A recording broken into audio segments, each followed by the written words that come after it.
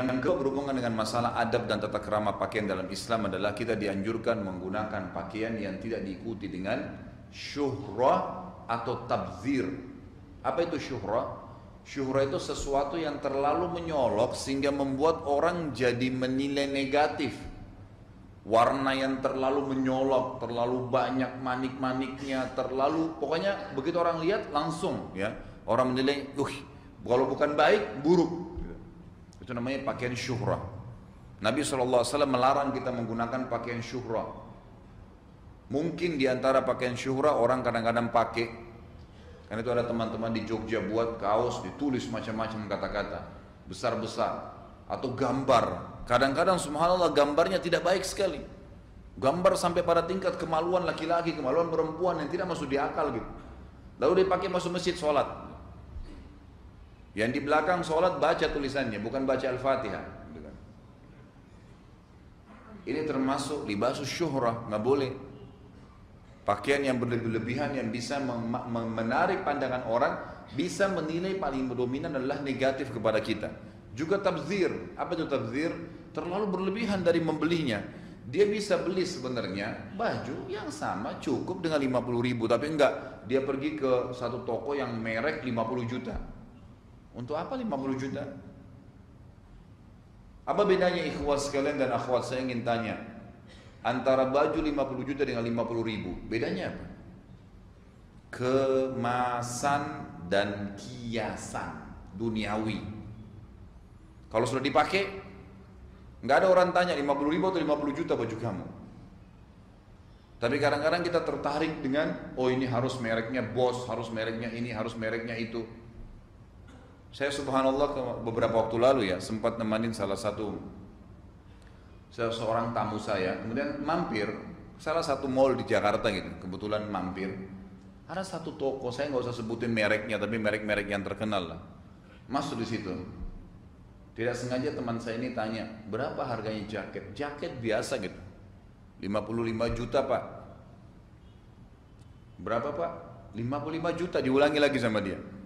Saya nggak percaya, saya lihat 55 juta. Jaket yang sama saya berapa kali temukan di Saudi, di beberapa negara-negara Arab, di Indonesia saya temukan ada yang mirip dan tidak kalah kualitasnya 150.000, 250.000. Kenapa 55 juta?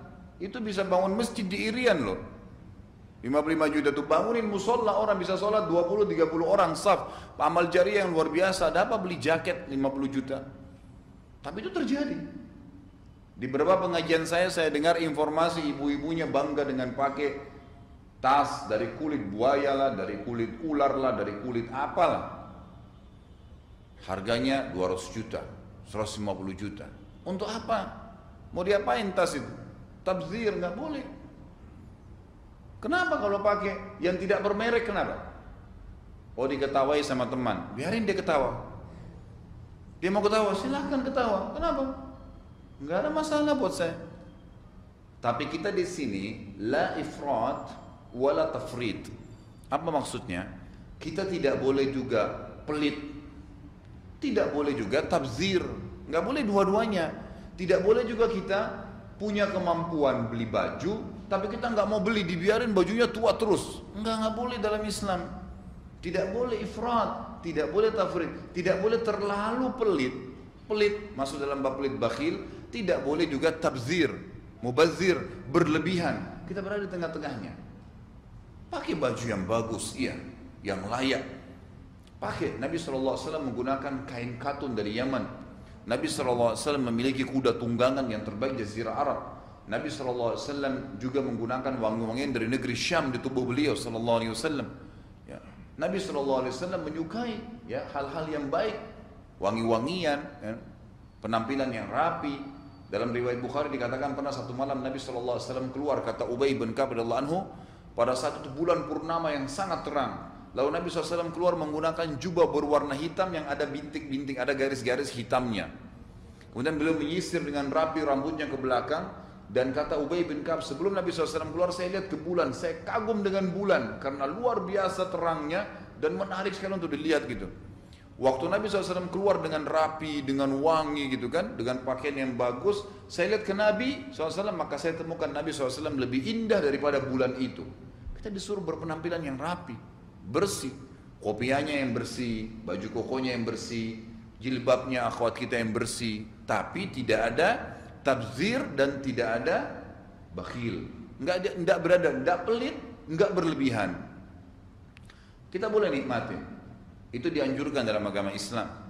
Nabi kita Muhammad SAW bersabda dalam hadis apa? Inna Allah yuhibbu an yara athara ni'amihi ala abdi.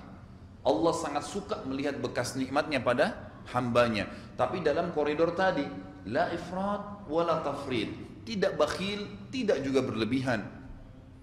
Ada orang subhanallah, lemarinya penuh dengan sekian ratus baju. Kadang-kadang karena gengsi sama temannya, malu kalau ke pengajian pakai baju yang sama 1 bulan yang lalu.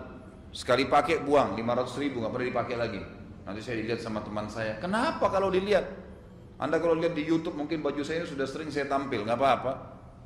Kenapa? Masih bagus kok. Tapi saya akan berikan kepada orang. Saya akan beli baju baru insya Allah. Dan saya suka dengan kebersihan karena Islam mengajarkan itu. Tapi bukan berarti kita berlebihan, gitu kan? Sudah punya mobil, oh ya saya butuh mobil buat saya pribadi, anak-anak saya juga butuh 1 atau 2 mobil baik. Ini 10 mobil untuk apa? Saya pernah masuk salah satu sepupu saya punya teman di Jakarta dipanggil karena datang biasa saja kunjungin gitu. Masuk di garasi mobil mungkin ada 10 atau 12 mobil. Saya tanya sepupu saya, ini mobil siapa? Ini mobil dia saja, untuk apa? Dikoleksi. Untuk apa koleksi mobil? Satu mobil harganya 1 masjid loh. 400 juta, 500 juta.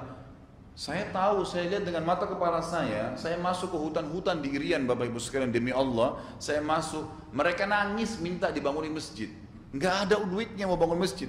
Yang penting ada masjid Ustaz, kami mau sholat.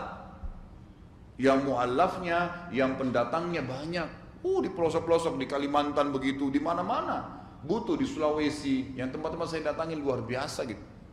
Mereka butuh sekali yang dibantu bagaimana cara ini. Enggak, kita sibuk dengan berbangga-bangga dengan masalah dunia yang cuma kemasan. Kalau Anda meninggal, demi Allah hanya dikatakan ini baju bekas si fulan, ini mobilnya dia, ini sepatunya dia, selesai, habis ceritanya. Dunia itu kan ditinggalin.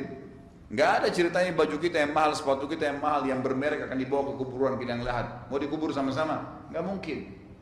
Ditinggalin, hanya dikenang saja. Maka la ifrat wala tafrid, jangan berlebihan. Saya terus terang pernah 1 kali ke Irian. Sudah berapa kali waktu itu? Karena saya kebetulan waktu itu diangkat oleh teman-teman menjadi ketua pengiriman dai ke Irian gitu, se-Indonesia. Saya datang ke sana. Lalu saya datang ke pelosok yang tidak masuk di akal gitu. Naik pesawat Twin Otter cuma 12 orang, pilotnya aja sambil bercanda-bercanda bawa pesawat gitu kan. Setiap saat saya lihat gitu. Kalau hujan dia kembali.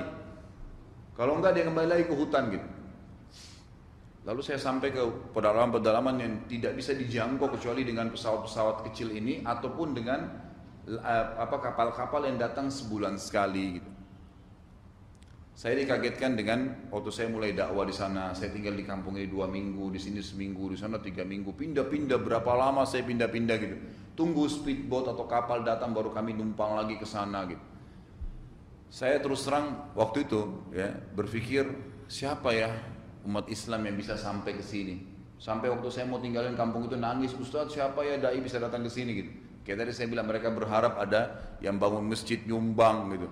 Kalau saya lihat mungkin harga-harga 1 mobil di Jakarta yang biasa kita beli itu sudah bisa beli bangun masjid. Mungkin kalau 10 orang nyumbang untuk harga motor bisa bangun masjid dan itu pahalanya besar. Yang luar biasa saya temukan ada 1 wanita Korea. Umurnya 21 tahun. Agamanya Katolik. Tahu Bapak Ibu sekalian wanita ini tinggal di mana? Di tengah hutan. Di tengah hutan, rumahnya itu seperti rumah-rumah orang Irian. Asli dari kayu-kayu, kalau hujan jebol, masuk hujan. Dibuat. Tapi dalam ruangan, dalam rumah dia itu lengkap semua peralatan-peralatan. Ada satelitnya, ada segala, bisa berhubungan langsung. Ternyata dia adalah seorang pastor perempuan 21 tahun. Dari Korea, dikirim oleh Vatikan. Saya tanya, orang-orang yang menerjemahkan gitu. Siapa orang ini? Oh, ini seorang misionaris Nasrani, umurnya 21 tahun dari Korea. Apa spesialisnya dia? Ngapain dia tinggal di hutan sini gitu? Dijawab, apa ada aja gitu. Tugasnya dia ternyata datang ke setiap kampung di Irian, gitu kan? Hanya mempelajari bahasanya orang kampung itu setahun. Tahun kedua, dia terjemahkan Injil dalam bahasa kampung itu. Jadi dalam 2 tahun jadi Injil dalam bahasa suku ini. Tahun selanjutnya pindah lagi ke hutan mana, 1 tahun pelajari, tahun depan terbit Injil dalam bahasa itu. Terus begitu. Lalu saya berpikir, apa ya, sampai di mana kira-kira jangkauan dakwah saya dibandingkan orang ini gitu. Dan padahal dia sedang mendakwakan apa? Agama yang sesat ini. Bagaimana caranya mengatakan Tuhan punya anak gitu. Allah mengatakan telah kafir orang yang mengatakan Trinitas. Laqad kafar alladziina qalu innallaha tsalitsu tsalatsa. Kafir, tapi dia bisa mendakwakan agamanya, dia bisa berjuang. Dan pada saat dia berhasil terjemahkan Injil dalam bahasa kampung itu, langsung dibangunin gereja, minta bantuan. Mana umat Islam ini? Saya kadang-kadang teriak-teriak di depan dai, antum cuma mau di ibu kota, di kota-kota besar, nggak pernah injak kampung-kampung pedalaman, cuma mau tempat yang ada AC-nya, nggak pernah mau tahu ini perjuangan-perjuangan bagaimana sampai sana. Tapi intinya saya ingin titik beratkan adalah, kalau anda punya kelebihan rezeki, berfikirlah masalah akhirat.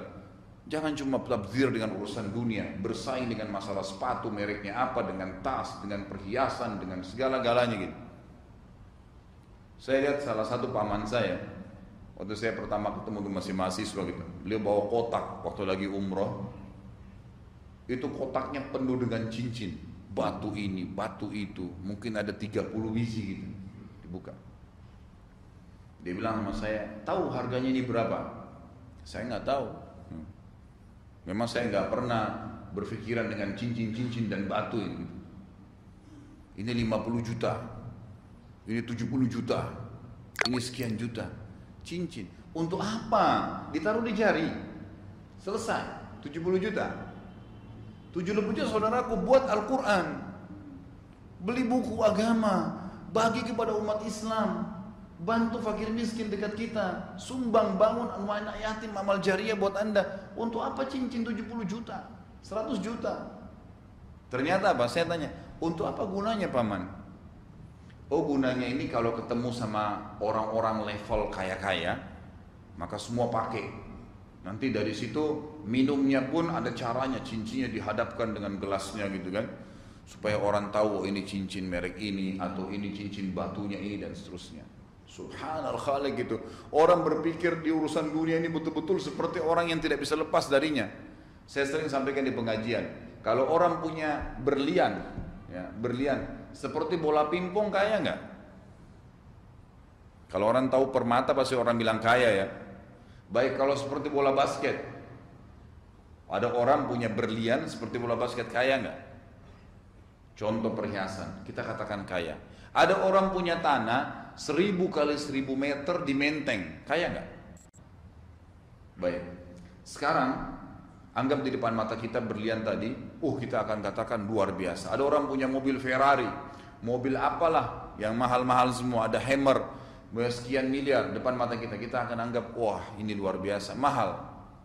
Persepsi kita mahal, persepsi duniawi ya mahal. Kita yang mengatakan persepsi mahal tuh. Kemudian tadi tanah yang luas, siapa yang punya tanah ini luar biasa. 100 meter saja di Menteng sudah mahal, ini kalau 1000 kali 1000 meter berapa hektar? Tapi coba saudaraku, anda naik pesawat, lihat, taruh berlian itu di tanah, naik pesawat, kelihatan gak berlian itu? Tanah tadi yang di Menteng yang luas, naik di atas pesawat, kelihatan gak tanah itu? Apalah yang anda banggakan, sepatu lah, cincin tadi permata lah, mobil lah, coba naik pesawat, lihat. Seperti gentong-gentong tuh. Ya, kalau mobil lagi jalan, coba kalau pesawat mau landing, lihat seperti gentong. Kita nggak bisa bedain yang mana Innova, yang mana ini, yang mana, sama aja semua. Jalan begitu saja. Karena memang itu cuma kemasan duniawi memang. Jangan begitu terkungkung dengan masalah duniawi itu. Sampai akhirnya kita menganggap orang kalau tidak pakai mobil seperti kita bukan kelas kita, sombong mulai. Kata Nabi SAW, tidak akan mencium bau surga, baunya saja tidak akan dicium oleh orang yang dalam hatinya ada seperti biji sawi dari kesombongan, tidak akan mencium, jangan masuk. Lalu apa yang mau dibanggakan dengan dunia, toh juga akan ditinggalkan semua, diambil oleh ahli waris kita, habis ceritanya. Ingat, cuma akan dikatakan ini dulu punyanya fulan, ini dulu sepatunya dia, bajunya dia, dan seterusnya. Maka jangan berlebihan. Baik. Poin yang kedua yang saya katakan tadi masalah pakaian adalah kita boleh pakai baju. Silahkan. Dalam Islam disuruh. Ada doa pakai baju baru, ada. Dan tidak ada doa pakai baju lama. Artinya kita disuruh pakai baju baru, silahkan. Tapi la ifrat wala tafrid, tidak tabzir, tidak juga pelit. Silahkan. Ada saatnya baju ada orang suka kita kasih, beli lagi yang baru nggak apa-apa. Tapi jangan tabzir, jangan sampai berlebihan, gitu kan? Silahkan pakai baju baru. Kata Nabi SAW, kalau engkau melihat saudaramu pakai baju baru, maka doakanlah. Ilbis jadidan, semoga kau selalu pakai baju baru. Wa ish hamidan, dan semoga hidupmu selalu mulia. Wa mut syahidan, dan semoga pada saat kau mati syahid. Doain saudara kita berdoa atau dia pakai baju baru. Artinya kata ulama hadis ada motivasi untuk pakai baju baru dalam Islam, silahkan, nggak masalah. Nabi SAW kalau memiliki tunggangan baru, unta baru, kuda baru, beliau selalu memegang ubun-ubunnya sambil berkata, Allahumma inni as'aluka khairahu wa khairahu atau khairaha. Biasanya kalau naqa, ya kalau unta di dalam doa itu, karena Nabi SAW punya unta betina, Allahumma inni as'aluka khairaha wa khaira ma jubilta 'alaiha wa a'udzubika min syarriha wa syarri ma jubilta 'alaiha. Ya Allah, aku meminta kebaikannya dan kebaikan yang telah engkau bebankan pada hewan ini. Kata ulama, disunnahkan kita malah sekarang kalau beli mobil baru sama, megang kap depannya lalu kita baca doa. Karena Nabi SAW pegang ubun-ubun hewannya. Dan saya menjauhkan dia dari keburukannya dan keburukan yang engkau bebankan padanya. Ada doanya. Kalau memiliki kendaraan baru, memiliki baju baru, silahkan, tidak masalah. Tapi jangan sampai berlebihan. Jangan sampai berlebihan.